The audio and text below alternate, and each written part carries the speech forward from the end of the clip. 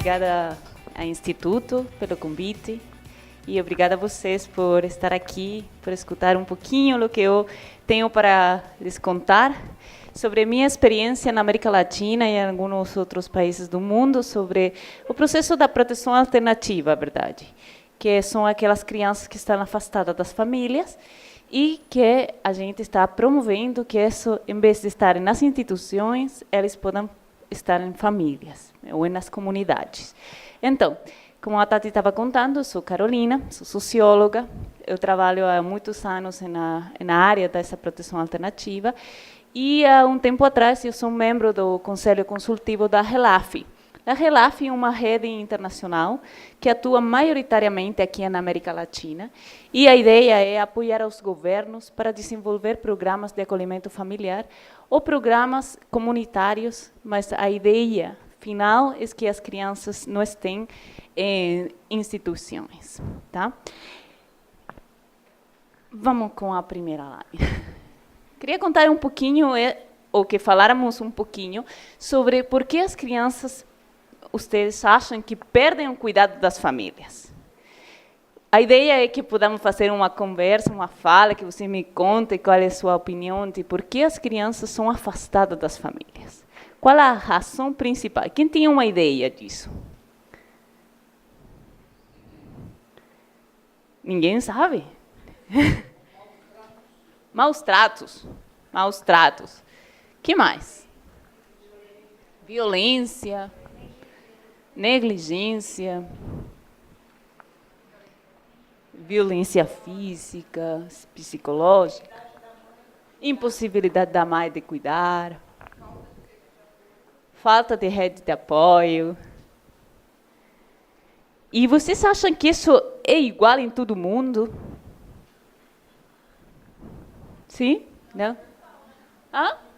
É universal. Sempre tem alguém tratando mal as crianças. Mais ou menos, né? E no Brasil? Por que as crianças são afastadas das famílias em Brasil? Por isso que é maus tratos, violência, negligência, a maioria dos casos.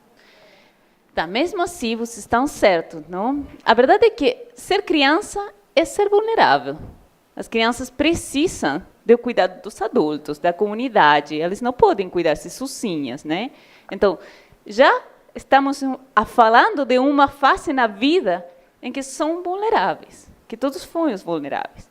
Agora, como a companheira estava falando, isso vai mudando de acordo com a realidade de cada país. Crianças que aqui têm problema de violência, de vulnerabilidade, pode ser que em outros países tenha outros problemas que colocam ela em uma situação de vulnerabilidade. Por exemplo, no Chile, eu sou chilena, então vou começar a falar do Chile. No Chile, a maioria das crianças são afastadas da família, por isso que vocês estavam falando. Maus tratos, negligência, violência, abandono. E tem, além disso, mais ou menos 11.000 crianças colocadas em centros de proteção, em abrigos, né? E delas, 3.800 em programas de acolhimento. Então, a maioria, nessa realidade, estaria em as instituições, os abrigos, né? Na Colômbia, o problema é um pouquinho diferente. As crianças geralmente ficam órfãs ou ficam deslocadas por causa do conflito armado. Então, aí, a maioria das crianças que está afastada da família, está afastada mais que por uma situação própria da família, por uma situação própria do país. Então, tem uma situação mesma de vulnerabilidade, mas tem uma razão mais específica aí para ficar afastada. No Brasil, como vocês bem estavam falando, o abandono, a negligência, e aqui aparece a dependência da droga também como um dos fatores importantes para que as crianças fiquem afastadas das famílias. E também temos dados sobre onde estão essas crianças. A maioria aqui também está em abrigos. E só uma minoria está em família acolhedora. Pode ser que esse número já cresceu, mas mesmo assim sigue sendo, na maioria das partes do mundo, as crianças afastadas da família, a maioria ficando em instituições. Em México, por exemplo, tem outro fator de vulnerabilidade, que é a migração. Muitas famílias migrando para os Estados Unidos deixam as crianças enquanto eles estão achando um trabalho, estão mandando dinheiro para o México, deixam as crianças ao cuidado de parentes e com o tempo vão ficando sozinhas, vão ficando vulneráveis e vão ficando afastadas desses familiares. E também tem crianças que vão passando para o México, que vêm de Centroamérica, de Guatemala, de Honduras, e vão do caminho para Estados Unidos, mas no caminho acontecem coisas com elas, são violadas, são estupradas, e então ficam no México em centros, porque ainda o México não tem uma política de acolhimento familiar. Vamos a seguir. E outra coisa importante, mais ou menos, na América Latina, temos ao redor de mais de 200.000 crianças sem apoio parental neste momento. Mas esse número é bastante baixo com a realidade, porque temos ainda muitos países que não sabem quantas crianças têm afastadas das famílias. Estão na informalidade. Agora sim. E esse é mais ou menos o panorama da região. Eu acho importante saber que, mais allá de que esses são números que representam um monte de crianças que hoje não moram com suas famílias. E que se a gente compara isso com o número de crianças em geral, na população infantil em cada um dos países, podemos ver que temos países com uma taxa bem grande. Me falaram que não podia estar aí. Com uma taxa bem grande de crianças afastadas em comparação com o total das crianças. Por exemplo, temos aqui um país como Uruguai, com uma taxa bem grande de crianças afastadas da família em comparação com a população geral de crianças. Também temos aqui em Honduras, temos também aqui em meu país, em Chile, em Bolívia, um número importante de crianças sem apoio parental. Brasil, esse número desceu muito nos últimos anos. Antes o Brasil estava no topo dos países com crianças institucionalizadas, e depois que fez uma reforma importante, que foi um processo de tirar as crianças dos abrigos, esse número foi descendo e hoje se encontra em um dos números mais baixos. Que é o que ha ajudado a nível mundial a fazer essa mudança? Temos a sorte de que hoje temos muitos instrumentos internacionais que nos ajudam para desenhar estratégias para ir mudando esta realidade. O mais importante é que que foi feito no ano 2009. Em 2009 foram criadas as diretrizes sobre as modalidades de cuidado alternativo pelas Nações Unidas. Essas diretrizes que a verdade é que não são um instrumento vinculante como a Convenção de Direitos de Criança, são as orientações para que os países façam mudança sobre as crianças que estão sem apoio parental. Chama os governos a prevenir a separação como a primeira ação que todos os governos temos que fazer. Vamos tentar que as crianças fiquem nas famílias delas. E para isso tem os governos que fazer estratégias, tem que fazer programa, tem que fazer pressupostos, tem que fazer projetos para que as crianças não sejam separadas das suas famílias, como uma primeira medida. E depois, se todas as ações foram feitas e não deram certo, então vamos procurar uma alternativa para essas crianças que seja a melhor para as crianças, não seja aquela que tem o governo. Se o governo só tinha hoje abrigo, então coloca todas as crianças no abrigo. Não, tem que procurar uma alternativa que seja boa para essas crianças. Depois disso, quando se são aprovadas essas diretrizes, começam uma série de pesquisas, de estudos que vão mostrando as condições de vida das crianças dentro das instituições. E por que, então, é importante que os governos façam essas mudanças? Uma das mais importantes foi a que foi feita por Better Care Network em 2010.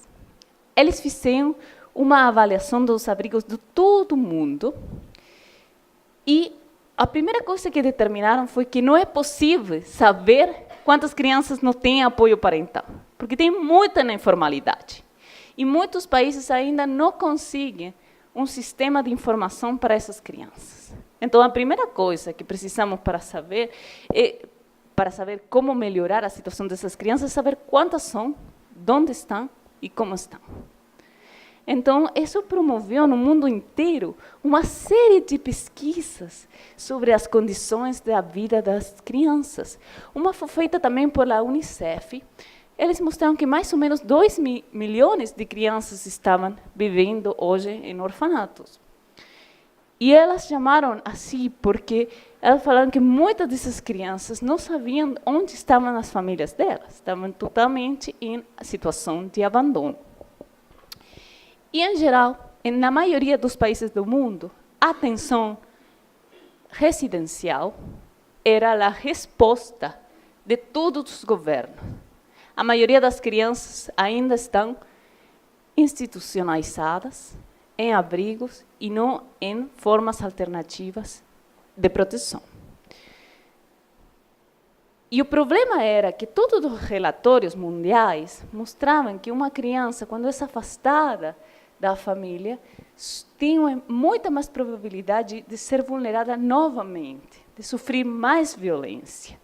E são aqueles grupos que não moram com as famílias os mais vulneráveis a ser revitimizados. Então, por isso era muito importante, vamos ao seguinte, obrigada.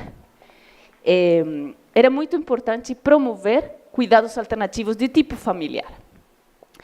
Quando eles fizeram uma revisão sobre as instituições, porque vamos falar uma coisa, as instituições existem em todo o mundo e vai existir. E vamos precisar dela, porque vamos ter casos em que as crianças não podem ficar na família. Mas vamos a promover que seja a última opção. Vamos a promover que seja só para aquelas crianças que realmente não possam ficar numa família. Porque que acontece agora? E agora ainda, nesse tempo, sigue acontecendo em muitos países do mundo.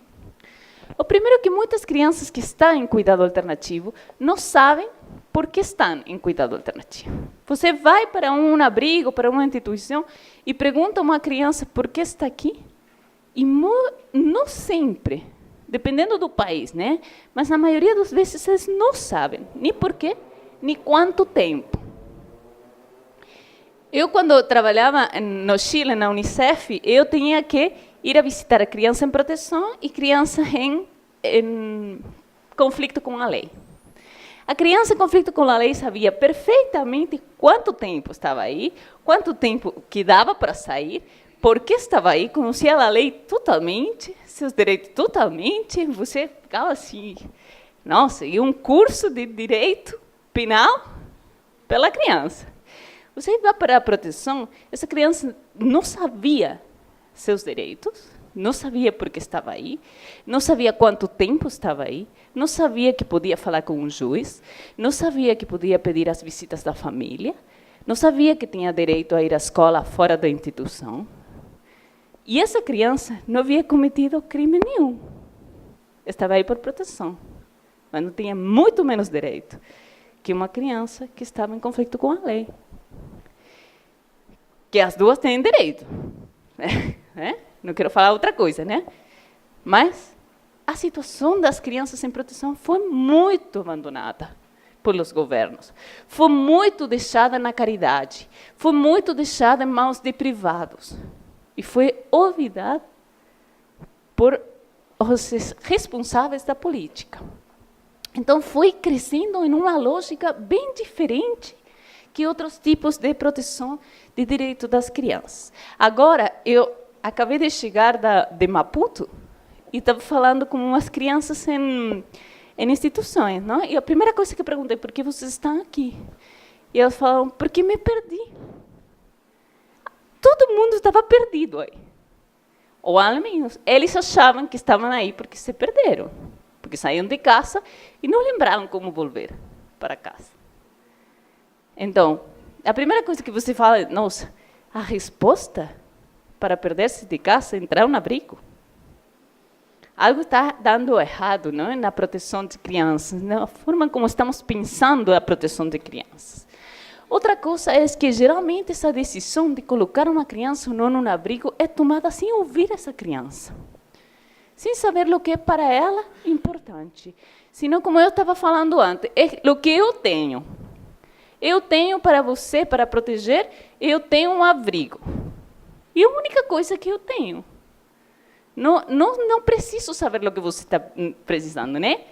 É o que eu tenho. E essa lógica se repite em muitos países. Outra coisa é que, geralmente, essas instituições estão muito longe das comunidades, das famílias. Então, o trabalho para a reintegração dessa criança, muitas vezes fica muito difícil. A família não consegue visitar, não consegue ir para a instituição. Quando vai, é um horário que a criança tira a soneca. Quando vai, é um horário que a criança está chata porque está cansada. Não, então, porque é um horário do trabalho da mãe. Então, começamos a pensar que, se fosse uma medida de proteção na própria comunidade da criança, com uma família que mora perto da criança, então, o trabalho de reunificação, de reintegração dessa criança com sua família de origem seria muito mais fácil que quando está nessas instituições. E, finalmente, tem ainda muita criança que, se você começa a pesquisar na vida dela, na vida da família, e na situação que levou ao afastamento dessa criança da sua família, vai ver que a verdadeira razão é a pobreza. Mesmo que todos aqui vamos saber que a pobreza não é a razão para a separação, uma causa legítima, a verdade é que essa é uma causa. E temos que falar sobre isso. Não tem crianças ricas em instituições. Se tem, ok. Alguém pode falar, não, eu conheci um caso, sempre tem um caso, tá bom. Eu te dou um caso. Mas a maioria, viu? Sempre tem um caso, eu sei. Mas a maioria é pobre mesmo. Muito pobre. E isso não é porque os ricos não batem crianças. Isso não é porque os ricos não maltratam, não são negligentes. Não é, não? É porque temos, as pessoas que temos recursos econômicos, temos também mais recursos sociais, mais recursos culturais.